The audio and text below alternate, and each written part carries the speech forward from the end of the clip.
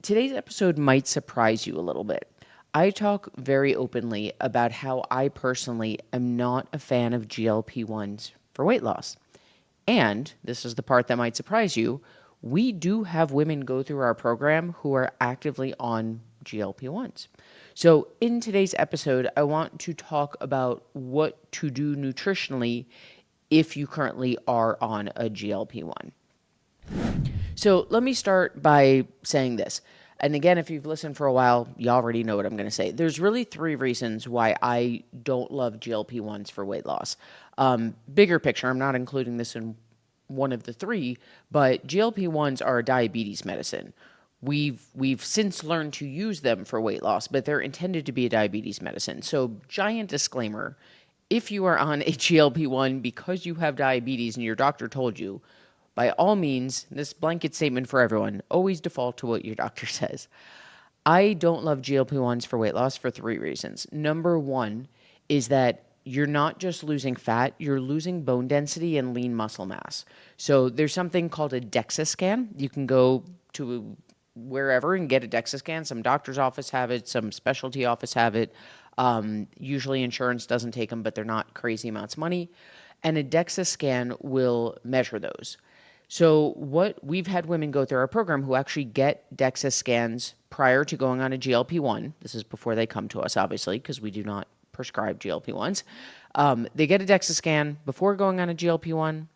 They go on the GLP-1. They get a DEXA scan afterwards. And what they've seen is that they are losing bone density and lean muscle mass because that is biologically what happens.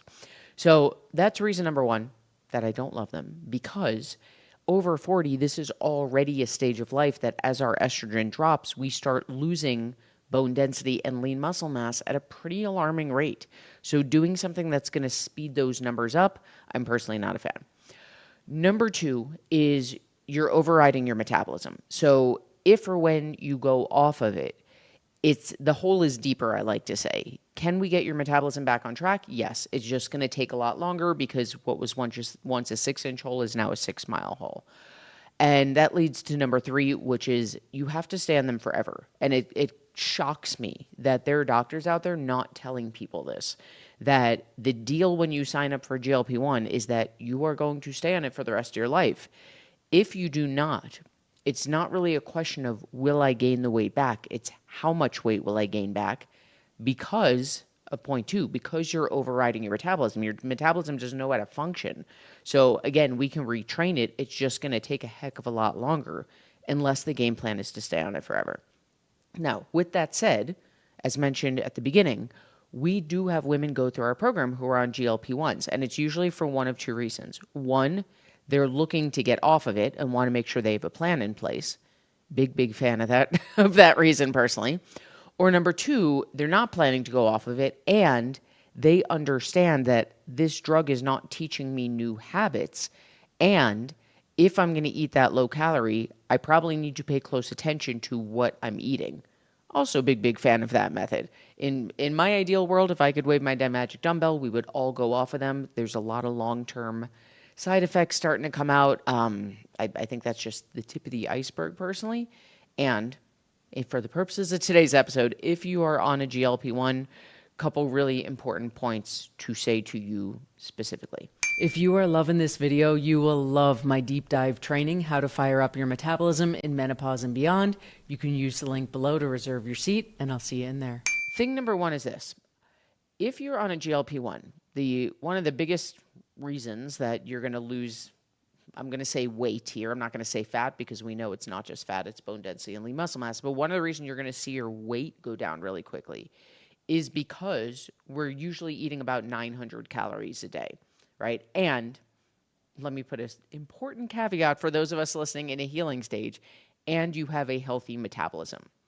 If you are a woman not on a GLP-1 and you're like, but I'm eating 900 calories a day and I'm gaining weight, it's because we need to heal your metabolism. I have tons of episodes on that. For the purposes of today, if you are on a GLP-1 and you are losing weight, it means most likely that you have a healthy metabolism, and what that GLP-1 is doing is having you eat super low calorie.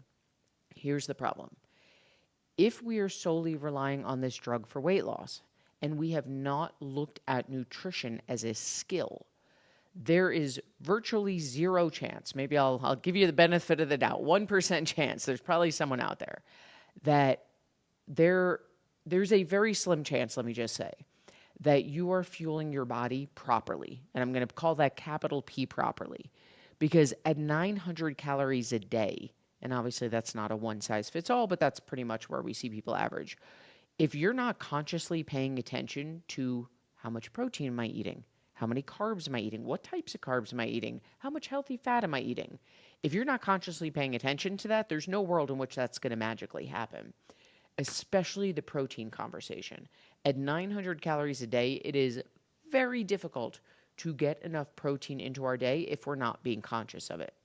So this is a similar conversation we have to people who have lap band surgery, who've had bypass surgery, anyone who's on a severe calorie restriction. The conversation is, I'm careful to use the words, it becomes even more important. And in some ways, it does become even more important for that reason. If we're going to be eating super low calorie, we capital M must be paying attention to the distribution of those calories, meaning how many of those calories are going to protein. That's a huge one, especially if we need to preserve lean muscle mass and bone density to the best of our ability because we're on a drug who pulls from those things. We capital M must get our protein in. And if we're not paying attention to it, we're probably not doing it. Protein's not the only one. We also, capital M, must pay attention to carbs, specifically those fiber-rich complex carbs, and our fat. And again, this is not something that just kind of magically happens. It's something that requires conscious attention. That is the hands down biggest thing. When we do our strategy sessions to see if someone's a fit and they say, hey, I'm on a GLP-1, can I still do the program? It's like, yes, we need to do this program first and foremost because we need to make sure that on a severe calorie restriction, we're distributing those calories properly. Number two, if you've hung out here before, will not surprise you, and it's habits, right? If the game plan especially is to go off a GLP-1 at some point, going on a drug does nothing when it comes to your habits, right? If we don't understand why we were gaining weight before the drug, in what world are things going to magically change on the other side? So you're fighting a two-part uphill battle. One, the fact that you're going to gain weight by the fact that you've overridden your metabolism. And number two, if we didn't understand nutrition before and we don't understand nutrition now, nothing changes if nothing changes, right? In fact, the problem's going to get worse. So one of the other I can't say other single, one of the other most important things we can do besides making sure that we're distributing your calories properly is make sure that we master nutrition as a skill, right? When we can understand, oh, the reason I was gaining weight before the drug is because what my personal body actually needs is this many calories in this distribution of carbs, fat, protein. I have to learn to what we call listen to our body and tweak and adjust as it comes back online. If you can when you master that skill, even if you're still on the drug, then as you go off of it, we've set you up for success. So on the other side, yeah, you might still be fighting a bit of an uphill battle because your metabolism's in a bit of a deeper hole. And what a different conversation, right? If conversation A is, all right, going off the drug, yes, I lost 40 pounds, but here comes 80. Versus, okay, I'm going off the drug. I recognize there might be a little bit of weight gain, but holy cow, I have set myself up for a game plan. So even if there is a bit of weight gain, it's going to be temporary. And there is a world in which we could potentially bypass the weight gain as long as we are coming into these new habits straight out of the gate. Again, I'm very cautious to use the words the work becomes more important because I think this work is incredibly important for all women, especially all menopausal women. And if you are on a severe calorie restriction and you are on a severe calorie restriction by a drug that pulls lean muscle mass and bone density at a time of life where we already lose low bone density and lean muscle mass, the work becomes oh so important. So if you are on one, it's up to you whether or not you stay on it long term, whether or not you wean off.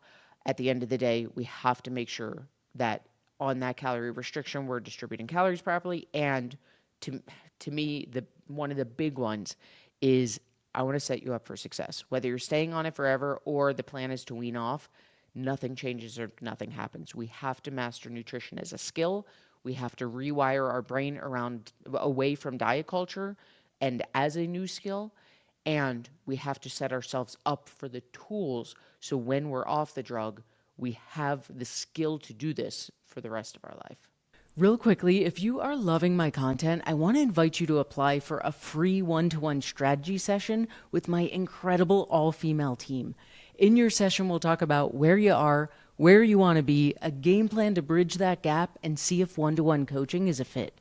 You can use the link in the description below or the first pinned comment to access the application. And then don't forget to check out this next video for even more help with your menopausal journey.